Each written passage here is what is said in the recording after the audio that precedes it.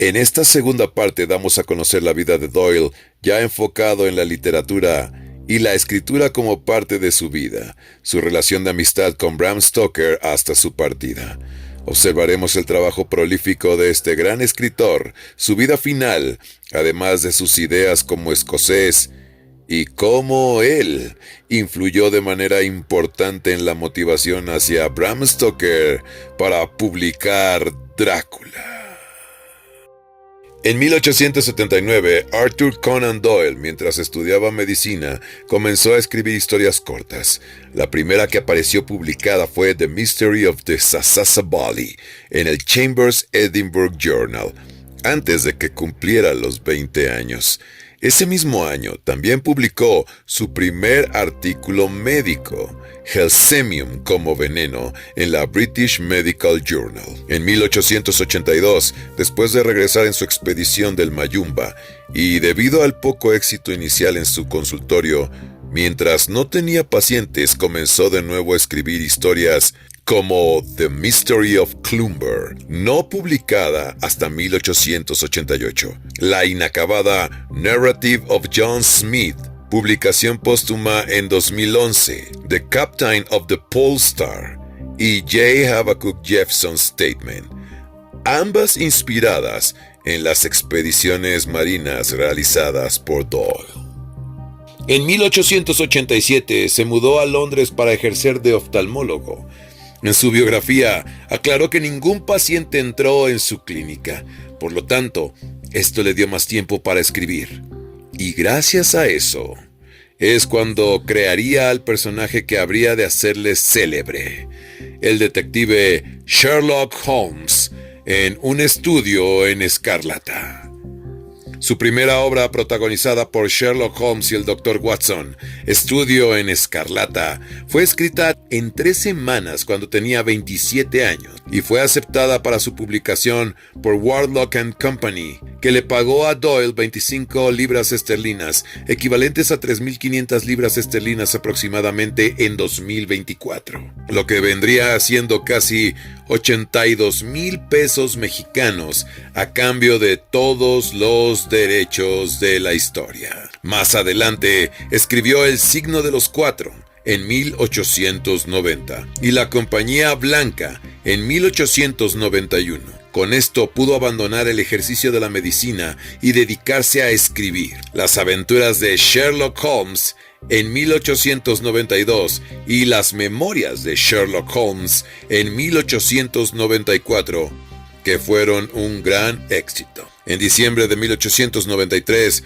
Doyle escribió la novela El problema final, en la que el autor asesinaba al más célebre detective de todos los tiempos, porque estaba cansado de su popularidad. Se desencadenó un verdadero terremoto entre sus lectores. ¿Qué sucedió con Holmes? En noviembre de 1891, Doyle escribió a su madre: Pienso en matar a Holmes y acabar con él para siempre. Me distrae de cosas mejores. Su madre respondió: No lo harás. No puedes. No debes. En un intento por desviar las demandas de los editores de más historias de Holmes, subió su precio para poder disuadirlos. Pero descubrió que estaban dispuestos a pagar incluso las grandes sumas que pedía. Como resultado, se convirtió en uno de los autores mejor pagados de su tiempo. Finalmente cumpliría su deseo en la historia titulada El problema final. Sucedió, sin embargo, que el público británico se tomó muy mal la muerte del detective, tanto que inundó a Doyle con cartas que iban de las súplicas a las amenazas, pasando por los insultos, y en las que se pedía que resucitara a Holmes. Tras 10 años de resistirse, Doyle cedió, y en la historia titulada La casa vacía, hacía reaparecer a Holmes.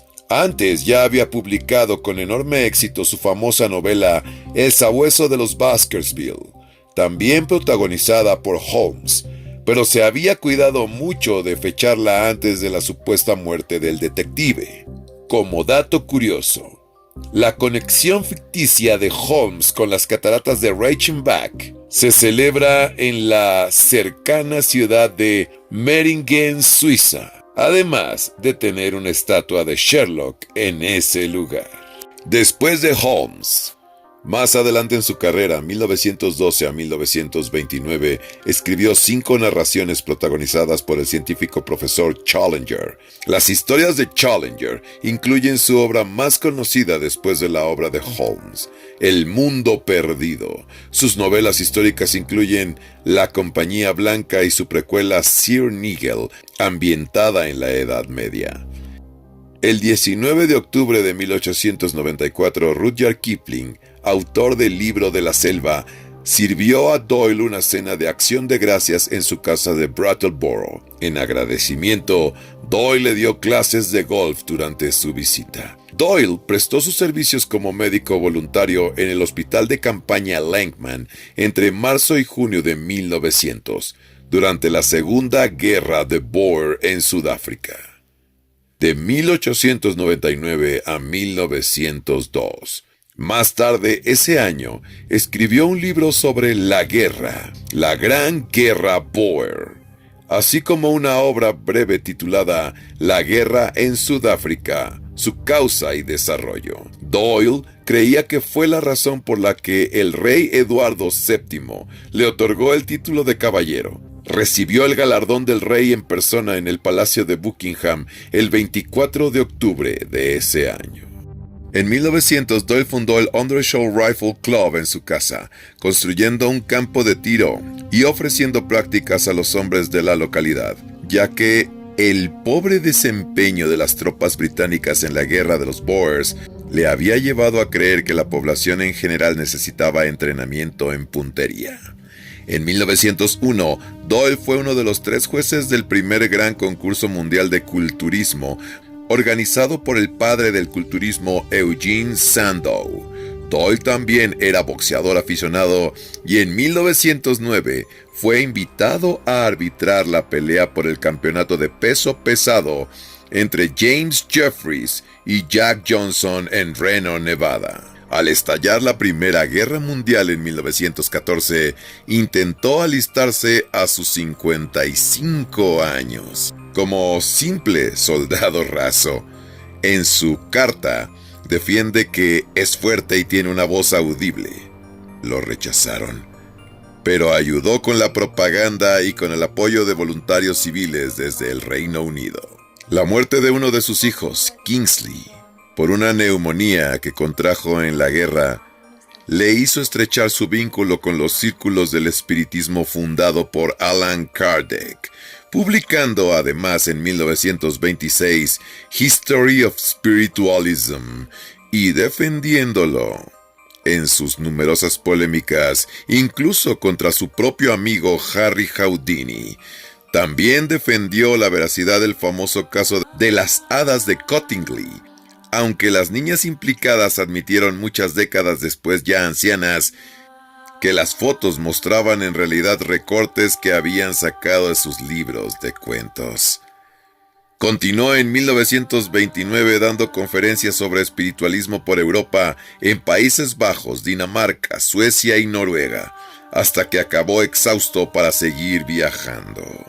Murió en Crowborough, East Sussex, Inglaterra, el 7 de julio de 1930, con 71 años de edad, de un ataque al corazón. Una estatua suya se encuentra en esa localidad, donde residió durante 23 años. Fue enterrado en el crematorio de la iglesia de Minstead en New Forest, Hampshire. Conan Doyle y Drácula. Se presume que Arthur Conan Doyle conoce a Stoker por el año 1890 en alguna de las giras por Edimburgo de la compañía The Lyceum, pero es en 1894 donde son mayormente las visitas de Arthur Conan Doyle al Teatro Lyceum para ver su creación literaria, una historia de Waterloo en escena. En 1892, Arthur Conan Doyle realizó un experimento literario al realizar una novela serializada en 24 capítulos, donde Doyle escribe el capítulo 4 e invita a Stoker a escribir el capítulo 10. Se dice que Arthur Conan Doyle incitaba a Bram Stoker, lo invitaba a que siguiera escribiendo, que los bloqueos creativos siempre pasan, pero nunca hay que desistir. Y a Doyle le gustaba mucho la forma creativa e imaginativa de Stoker, que descubrió en su libro El Monte Shasta. Mantuvieron muy buena amistad. Incluso Bram asistió a la boda de Doyle en 1907, además de realizarle una larga entrevista sobre su vida.